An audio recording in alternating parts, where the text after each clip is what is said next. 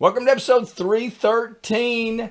We are going to talk this episode about King Saul and King David and the differences that were there and how it all came about. It's a fascinating lesson. I don't know that you've ever looked at how King David and King Saul got together. And we're going to dig into the Bible real quick, but let's get this thing started. Grace to you and peace from God, our Father, and the Lord Jesus Christ.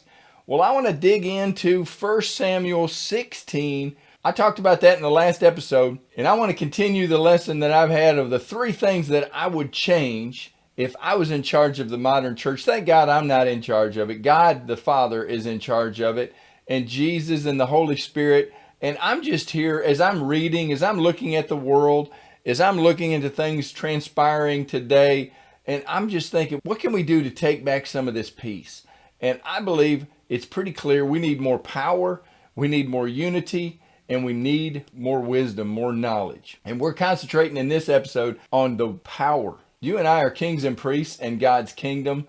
And I want to show you King David. He was just a regular guy. So if you thought, I'm not a big deal, I'm not this or I'm not that, Satan's going to use that. Satan's a punk. He comes to steal, to kill, and destroy. He wants to take away any anointing, anything that God has put in your life. He wants to try to destroy it. And I've got to remind you of 1 Corinthians 1:26 through 29. I love that. God had me memorize that. And it said, "For you see your calling, brethren, that not many wise according to the flesh, not many mighty, not many noble are called, but God has chosen the foolish things of the world to put to shame the wise, and God has chosen the weak things of the world to put to shame the things that are mighty, and the base things of the world, and the things that are despised, God has chosen, and the things that are not, to bring to nothing the things that are, that no flesh should glory in his presence." And if you can't find yourself in there somewhere, then you must be mighty, you must be wise, or you must be noble. If you're watching this, congratulations, you have made it in the world system. But in God's system, you've got to be less than. John the Baptist said, "I must decrease and he must increase." And so that's the pattern.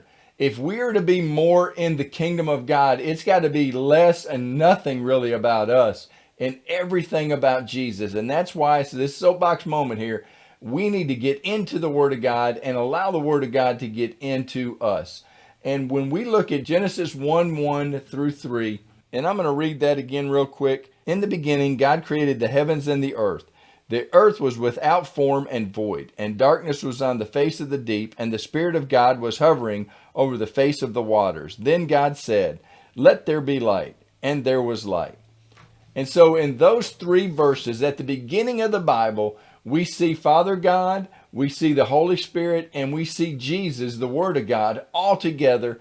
I'm fascinated by that. And if we start looking for the Holy Spirit, and we start looking for the Word of God, and we start looking for Father God in everything, and if we can get all three of those persons, there's God the Father, there's God the Son, and there's God the Holy Spirit. And when they come together, that is so powerful, nothing can contain it. The story that I'm thinking about, it was years ago. I was standing outside, and I'm just standing out there minding my own business. I could tell the clouds were coming up, but there really wasn't nothing going on yet. There hadn't been a thunderstorm come in, and just out of nowhere, there was just random lightning strike about probably 70, 80 yards across the street from me in a tree in a neighbor's backyard.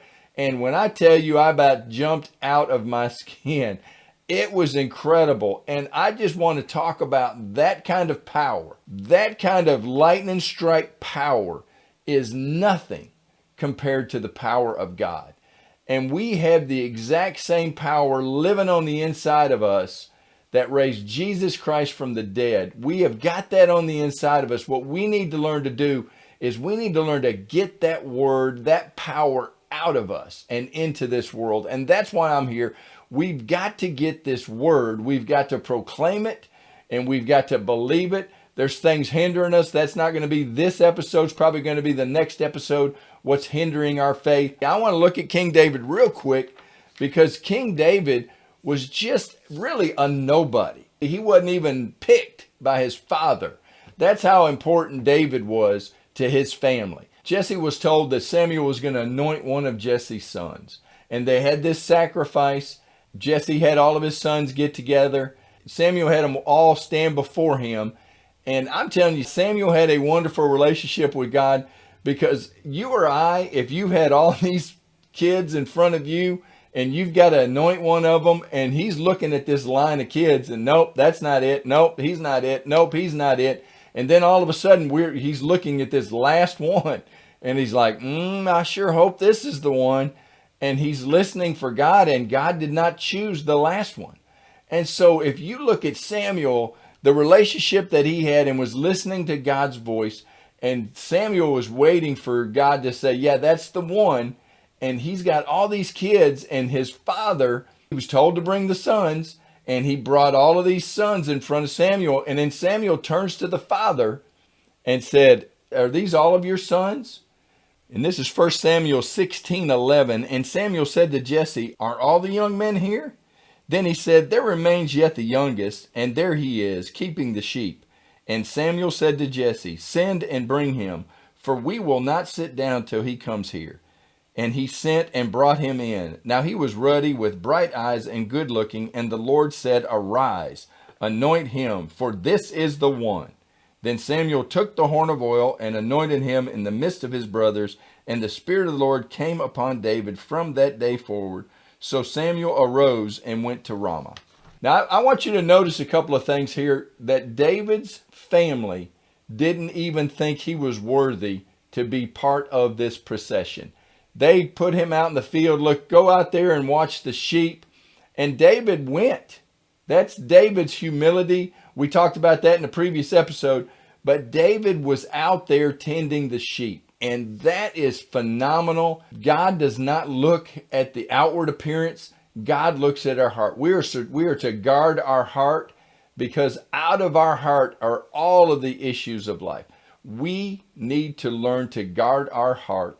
And the only way that I know to guard my heart is to get into the Word of God. I read this Word.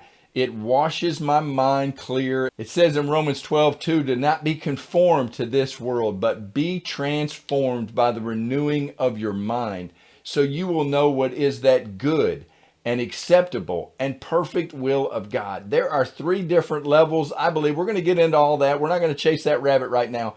But I just want you to see the humility, the lack of respect that David's family had. And I want you to see that Samuel, look, no one's sitting down until this young man comes.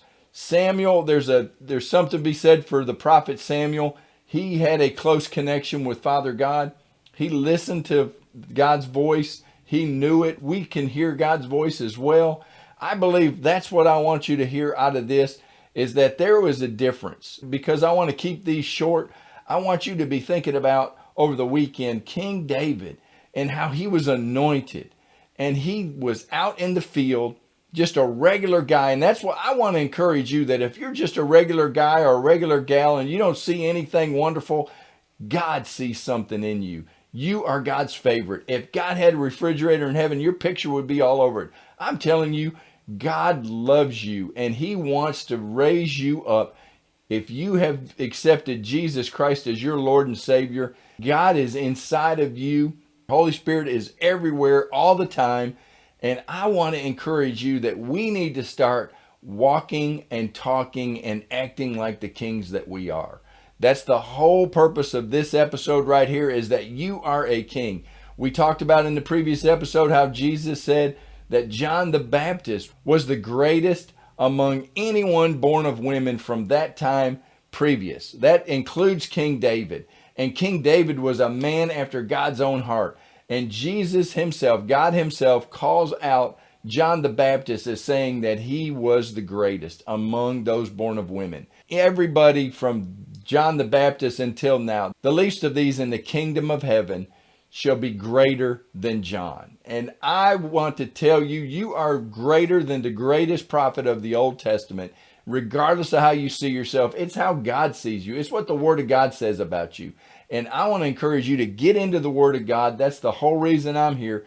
just get in and let the Word of God get into you. I'm going to continue this lesson in the next episode. I want to shut this down because I can feel myself going. I've got a lot more to say about that, and I want you to join me in the next episode. But right now, let's pray.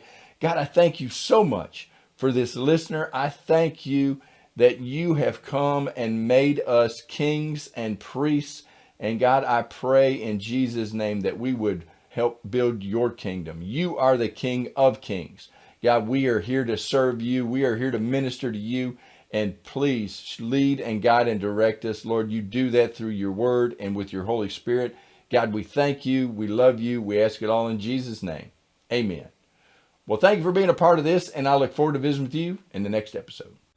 Thanks for listening to the No Doubt, No Fear, Only Believe podcast at www.nodoubtonlybelieve.com.